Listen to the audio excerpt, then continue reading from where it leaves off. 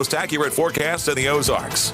Well, if you've been outside late this afternoon or this evening, it's not particularly cold, but it's damp and it's cool. Just kind of nicer inside with the kind of weather that we've got outside right now. Showers have been impacting really a lot of the area since early this afternoon, and we've got another wave of showers and thunderstorms moving through right now. Here's a look at the temperatures. They haven't really moved much, and I don't expect them to change much overnight tonight. I think they may drop another degree or two, but that would be about the sum total of it. As far as rainfall so far, nearly everybody has picked up some rain today. Here in Springfield, we've picked up over 6/10 of an inch of rainfall, so we tack that on to our monthly total.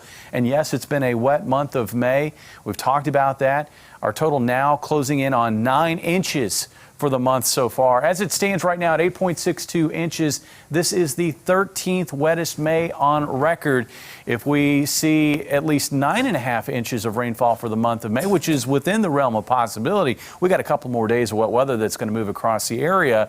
That would put us into the top 10 wettest Mays on record. Here's the latest wave of showers and thunderstorms. I say thunderstorms because there is a little bit of embedded thunderstorm activity right in here. Again, not expecting any severe weather, but still some lightning and some locally heavy rainfall moving across Douglas County right now. That's going to be moving across Webster and Wright County. Looks like we had a heavy thunderstorm, although it looks like we've lost the lightning as that storm has made its way into Webster County. Another thunderstorm there near Dora will continue to track off toward the north, toward the Mountain Grove area. And again, you can see the lightning strikes that we've seen here over the past half hour or so associated with that. Now, this is, again, the next wave of showers and thunderstorms moving into the area. There's more rain south of there across Arkansas. That also will move across the area later tonight. Severe weather across Texas. We don't have to contend with that, though. Instability levels, thanks to the cool pattern that we had today, just really didn't develop all that much. So with the very low levels of instability, the overall severe weather threat also stayed very, very low. There were a few areas of severe weather down across Arkansas, but again, cooler temperatures here locally kept that from being a problem for us.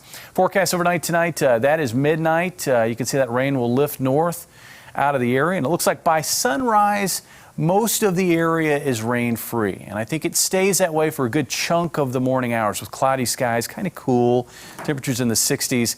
And then we're going to see, I think, a band of showers and isolated thunderstorms take shape. Now, I think this is probably overdone in intensity, but we'll need to watch this. That's going to be pivoting north and northeast across the area, and as it does so, there may be a very low risk of severe weather with this band, where we could see some locally strong winds, and can't even rule out the possibility of maybe even a brief tornado. That window would be probably from about 11 o'clock in the morning through about 3 o'clock in the afternoon or 4 o'clock in the afternoon until that band moves out. In the wake of that, I do expect more breaks in the clouds with temperatures climbing into the low to mid 70s. So after morning lows in the low 60s generally, we're going to find afternoon highs tomorrow in the low to mid 70s. Winds will be breezy too out of the south. Now on Thursday, with the core of the storm moving across the area, it's going to stay cloudy. And I think as temperatures try to climb with that cold pocket of air upstairs, we're going to find widespread shower activity breaking out.